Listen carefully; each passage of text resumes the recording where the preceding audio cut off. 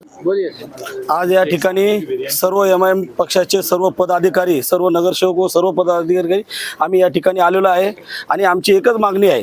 हा जो पेपर जो बनवलेला आहे हा महाराष्ट्र शासनाने बनवलेला आहे। हा काही कोणाच्या घरून बनलेला नाही आणि त्या महाराष्ट्र शासनानं डॉक्टर बाबासाहेब आंबेडकरांनी मेंबर ऑफ द पार्लमेंट असताना त्या टायमाला हा शब्द त्या ठिकाणी बॅन केलेला होता। जो महात्मा गांधीजींनी हा हरिजन शब्द वापरला होता त्या टायमाला डॉक्टर बाबासाहेब आंबेडकरांनी त्याला बंदी घातली होती आणि बंदी घातल्याच्या नंतर हा शब्द आज जर या ठिकाणी वापरताय आणि इम्तियाज अली साहेबांनी हा शब्द ज्या 7/12 हा शब्द लिहिलेला आहे, महाराष्ट्र शासन त्याच्यावरती नाव आहे आणि मग हा जर गुन्हा जर समजा हरिजन हा शब्द वापरून जर साहेबांवरती गुन्हे दाखल होत असेल तर माझं म्हणणं या ठिकाणी कलेक्टर साहेबांवरती सुद्धा गुन्हे दाखल झाले पाहिजे। याच्यावरती मुख्यमंत्री साहेबांवरती सुद्धा गुन्हे दाखल झाले पाहिजे आणि महसूल जे खातं आहे याच्यावरती गुन्हे दाखल झाले पाहिजे, जेणेकरून हा हरिजन शब्द हा हटला पाहिजे, ज्याने डॉक्टर बाबासाहेब आंबेडकरांनी याला बंदी केलेली आहे। दुसरा प्रश्न असा आहे का ज्या टायमाला ACP साहेब याची चौकशी करतील, आज बरेच जणांनी सांगितलेलं आहे का बाबा 23 तारखेपर्यंत जर जलील साहेबाला अटक नाही झाली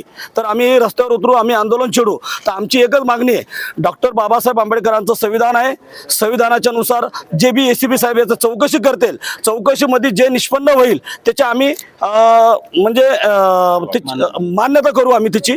पण मला हे सांगायचं आहे ACP साहेबांनी चौकशी करत असताना हा हरिजन शब्द हा 7/12 असल्यामुळे त्याने हा शब्दाला बॅन लावलं पाहिजे आणि चौकशी करत असताना त्याच्यामध्ये 169 या शब्दाचा 169 करून त्याला बी फायनल करता येतं।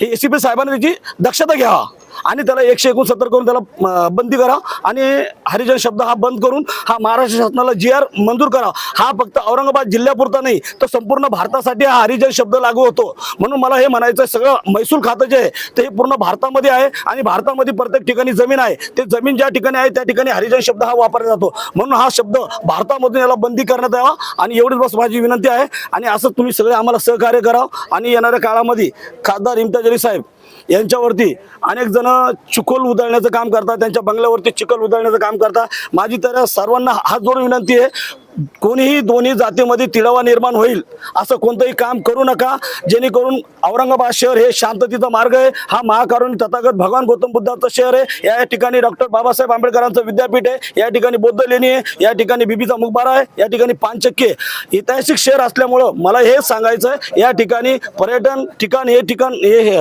प्रसिद्ध आहे औरंगाबाद शहर। म्हणून मला विनंती आहे सर्वांना का आपण जे कोणी राजकारण करत असेल त्यांना राजकारण करून द्या, पण मला एक सांगायचं आहे जे राजकारण करत असेल त्याचा मुलगा ह्या आंदोलनामध्ये येणार नाही, कारण की त्याच्यावरती केस दाखल होईल, म्हणून तो त्याच्या मुलाला बाजूला करतो। म्हणून मला एकच विनंती सर्वांना का जर अशा आंदोलनामध्ये जर आपल्या लेकरा बाळावर